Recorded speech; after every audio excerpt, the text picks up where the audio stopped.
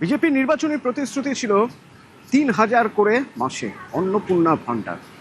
তো প্রথম ক্যাবিনেটের পর গতকাল যে ঘোষণা হয়েছে অত্যন্ত গুরুত্বপূর্ণ ঘোষণা, এবং পরের দিকে জানিয়ে দেওয়া হলো যে অন্নপূর্ণা ভাণ্ডার 1 जून থেকে চালু হয়ে যাবে। मध्यम वर्ग और लोअर मिडिल क्लास और गरीब वो सभी में महिलाओं की हालत बहुत दयनीय हुई है। जब तक ये गड्ढा नहीं भरता है तब तक भारतीय जनता पार्टी की सरकार हर महीने 1 से 5 तारीख के अंदर 3,000 रुपया हर माता के बैंक अकाउंट में ट्रांसफर करेंगे। एप्रिल मासे शेषे सरकार होले 1 मे আমরা 3,000 টাকা দেব। মে মাসে আমাদের সরকার হলে 1 জুন আমরা অ্যাকাউন্টে 3,000 টাকা পাঠাবো।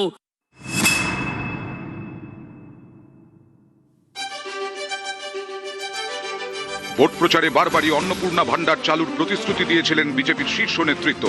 যেমন কথা তেমন কাজ। শপথ নেওয়ার দুদিনের মধ্যেই অন্নপূর্ণা ভাণ্ডার চালুর সিদ্ধান্ত শুভেন্দু অধিকারীর সরকারের।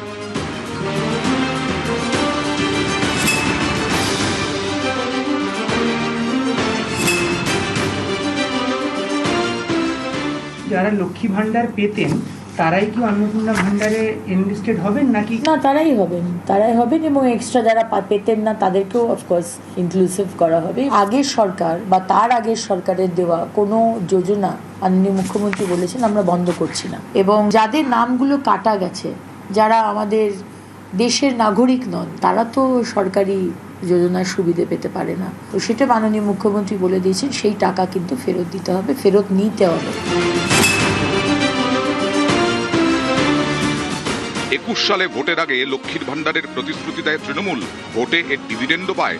লক্ষ্মীর ভাণ্ডার শুরু হয়েছিল মাসে 500 টাকা দিয়ে, বেড়ে 26 তা হয় 1,500। এবার ভোটের আগে পাল্টা অন্নপূর্ণা ভাণ্ডারের প্রতিশ্রুতি দেয় বিজেপি।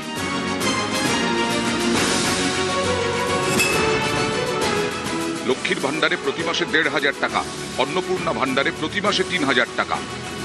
এপ্রিল মাসের শেষে সরকার হলে 1 মে আমরা 3,000 টাকা দেব। মে মাসে আমাদের সরকার হলে 1 জুন আমরা অ্যাকাউন্টে 3,000 টাকা পাঠাবো। এবারের ভোটের ফলে স্পষ্ট তৃণমূলের লক্ষ্মীর ভাণ্ডারকে টেক্কা দিয়েছে বিজেপির অন্নপূর্ণা ভাণ্ডার। নতুন সিস্টেম ইমপ্লিমেন্ট করতে গেলে প্রথমত যে রেজিস্ট্রেশন, অনলাইন রেজিস্ট্রেশন, ওটা করা ভীষণ গুরুত্বপূর্ণ।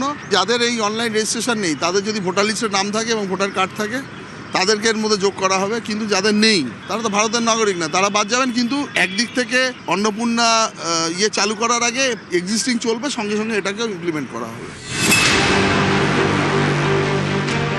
তৃণমূলের আমলে সিন্ডিকেট রাজ জানিয়ে ব্যাপক ক্ষোভ তৈরি হয়। ক্ষমতায় এসেই সেই সিন্ডিকেট রাজ বন্ধের নির্দেশ দিলেন মুখ্যমন্ত্রী শুভেন্দু অধিকারী। বিধায়ক, জেলা শাসকদের নিয়ে বৈঠকে তার কড়া বার্তা।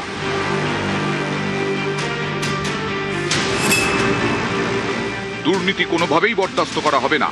অবৈধ বালি, কয়লা খাদান বন্ধে জেলা শাসকদের হুঁশিয়ারি দিয়েছেন মুখ্যমন্ত্রী। সিন্ডিকেট রাজ বন্ধেও জেলা শাসকদের কড়া বার্তা দিয়েছেন। বিধায়কদের সঙ্গে নিয়মিত বৈঠক করার নির্দেশ জেলা শাসকদের। পঞ্চায়েত ও পুরসভার কাজ যেন থেমে না থাকে এই নির্দেশও দিয়েছেন মুখ্যমন্ত্রী। বীরভূমেও বাড়তি নজর দিয়েছেন মুখ্যমন্ত্রী। তৃণমূল সরকারের আমলে এই বীরভূম থেকেই সবচেয়ে বেশি গরু ও কয়লা পাচারের অভিযোগ উঠেছিল। তাই মুখ্যমন্ত্রী শুভেন্দু অধিকারীর কড়া নজরে বীরভূম।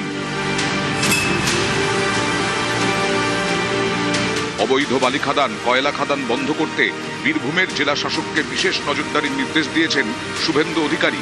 100 দিনের কাজের টাকা যারা পাচ্ছে তারা কতটা বৈধ খতিয়ে দেখার নির্দেশ দিয়েছেন মুখ্যমন্ত্রী। সীমান্তবর্তী জেলাগুলিতে গরু পাচার বন্ধেরও নির্দেশ দিয়েছেন। দুর্নীতির সাথে কোনো রেয়াত নয়, কোনো ধরনের সিন্ডিকেট, কোনো ধরনের কয়লা মাফিয়া, কোনো ধরনের গরু পাচার, এগুলো পশ্চিমবঙ্গে আর বরদাস্ত করা হবে না। এটা হলো সবথেকে বড় মেসেজ। না গরু পাচার হোক বা অবৈধভাবে কোথাও পুকুর ভরাট হোক, কোথাও যদি স্যান্ড মাইনিং কেউ করছে অবৈধভাবে, সেইগুলোর কোনো রেয়াত নয়। সেখানে ইমিডিয়েটলি প্রশাসনকে অ্যাকশন নিতে হবে। নিউজ 18 বাংলা।